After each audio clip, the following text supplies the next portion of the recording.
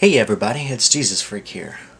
As you all know, I pray to God and He talks to me. And He thanked me and congratulated me on the good job I did on slavery. And so He told me He now wants me to cover rape. As we all know, atheists not only rejects the Bible because of slavery, they also do it because of rape. But as I'll read on here, we'll see God's justice, and we'll actually see the difference between secular rape and biblical rape. Okay? I'm going to be reading from Deuteronomy chapter 22, verses 23 through 28.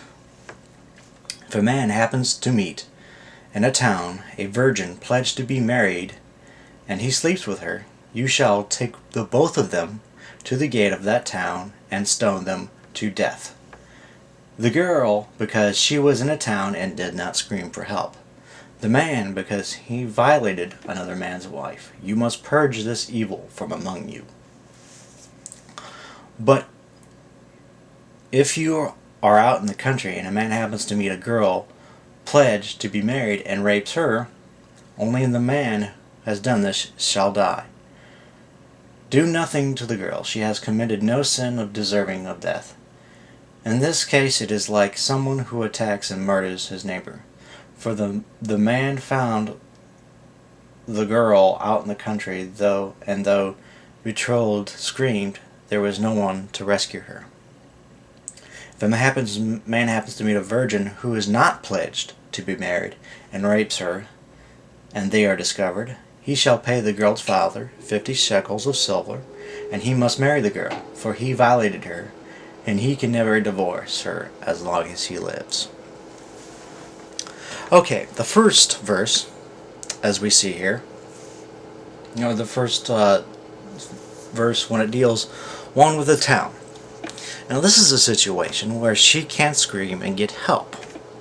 Well, if she doesn't scream, then obviously it's not rape. That's why the word in the Bible never appears as rape. Because if she's submitting to it, she is actually in adultery. And, if she doesn't scream, like with me they always scream, but hey, that's another story. But, they're getting it, and, they're not saying, hey, you're not my husband, and so she's obviously a whore, so. And the other one, in the country, see, this is where God's justice comes in. One out in the country, He understands that even if you yell and scream, there won't be anybody out in the country. There's nobody to hear it. And so you only kill the rapist.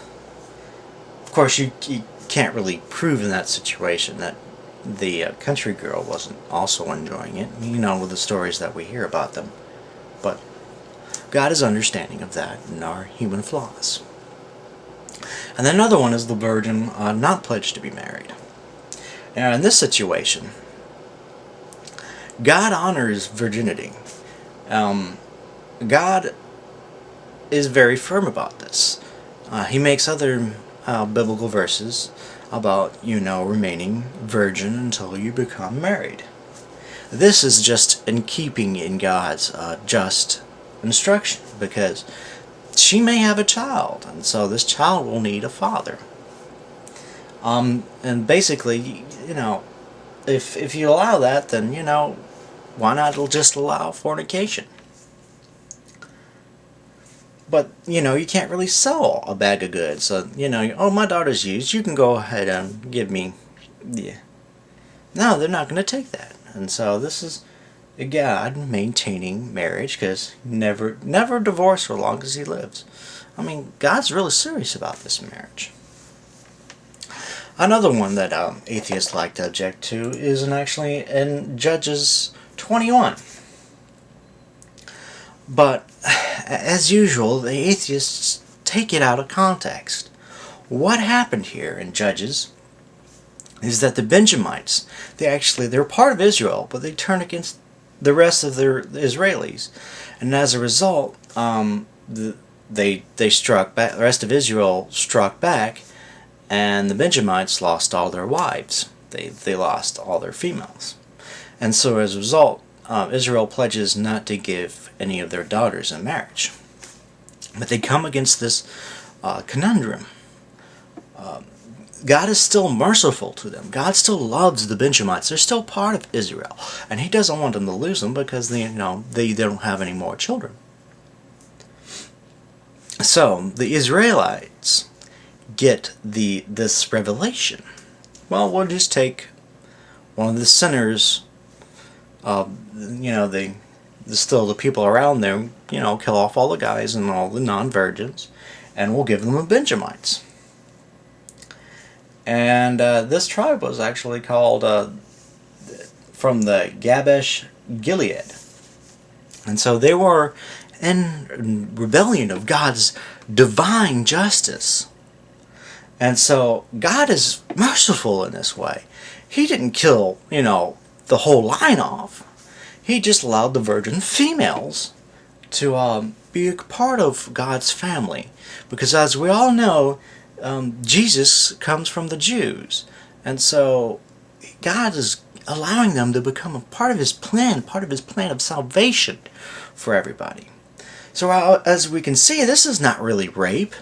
This is, not enslavement. God gave them a choice to become part of his plan for salvation and for mankind. So as we can see here, the atheists, they don't really want to have anything to do with this.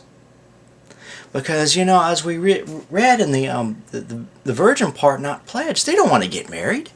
Man, if we followed God's law, the atheists, every time they had sex with somebody, they would have to get married to them. They don't want to do that. We all know that the atheists, they all say, they don't believe in God because it's not logical. No, we all know that is because they don't want to follow this righteous law. This law is righteous. There isn't a single flaw. This is God's law. He handed it down. He has these perfect reasons on why the way it is. And so as we can see, the atheists, they're not fooling me. We all know that they just don't want to follow God's law, and they just haven't admitted that yet. So I hope all you Christians out there, all my friends out there, were edified by this. So, y'all take care, and God bless.